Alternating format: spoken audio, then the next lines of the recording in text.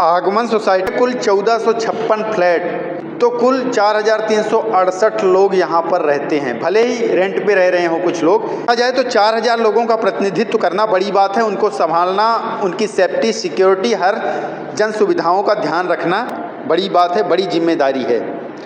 और आने वाले चुनाव में इस बड़ी जिम्मेदारी को निभाने के लिए कई प्रत्याशी चुनावी मैदान पर हैं।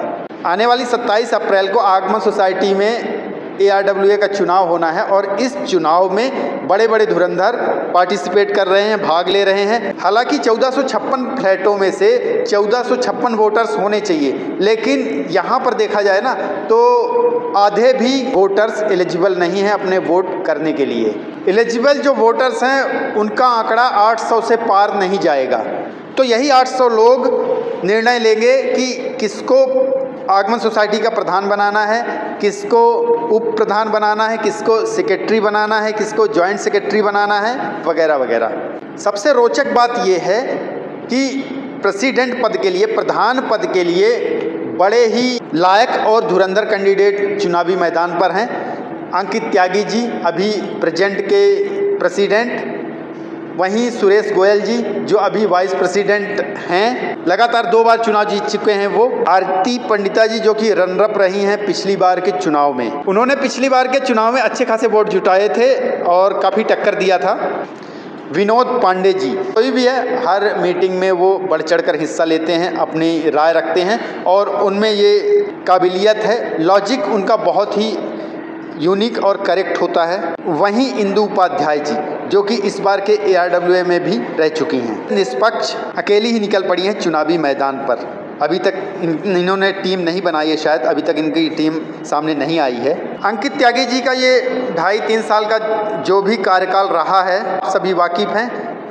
सभी का अपना अपना पर्सनल अनुभव रहा होगा उनके साथ में, लेकिन जहाँ तक पूरी सोसाइटी की बात है, उन्होंने काफ़ी सूझबूझ से इस सोसाइटी को चलाया है। अच्छी तरह से उन्होंने जो सामने काम आए हैं, काम किए हैं। जो उन्होंने कई सारे वायदे किए थे वो पूरे नहीं हो पाए हैं। फिर भी जिस तरीके से नई सोसाइटी और नए लोग सारा सामंजस्य बिठाते हुए उन्होंने काफ़ी मेहनत किया है। सामाजिक आर्थिक रूप से कई सारे इन्होंने इल्ज़ाम झेले हैं, लेकिन कभी भी किसी के सम्मान में ठेस पहुंचाने वाली बात नहीं कही है। काम करने का जज्बा और जोश बहुत ज़्यादा है।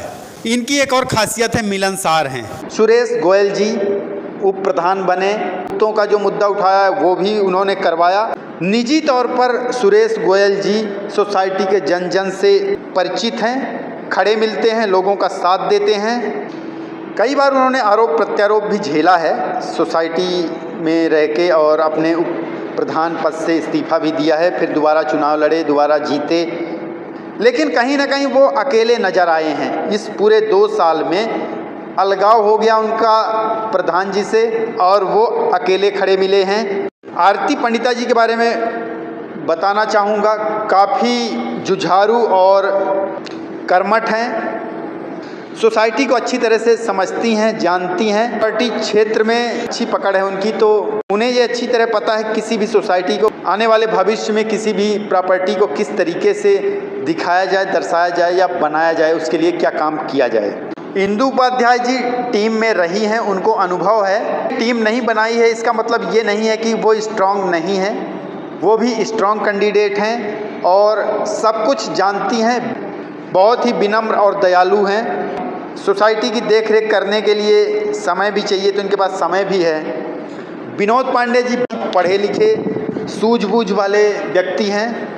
अपनी बात को लॉजिकली तरीके से रखना इनको आता है और किसी भी काम को कानूनी तौर पर करना भी इनको पता है, कैसे किया जाना चाहिए और कैसे करना है। यहाँ तक जितनी मुझे जानकारी है, मैंने इनका संक्षिप्त एक तरह से परिचय दिया है।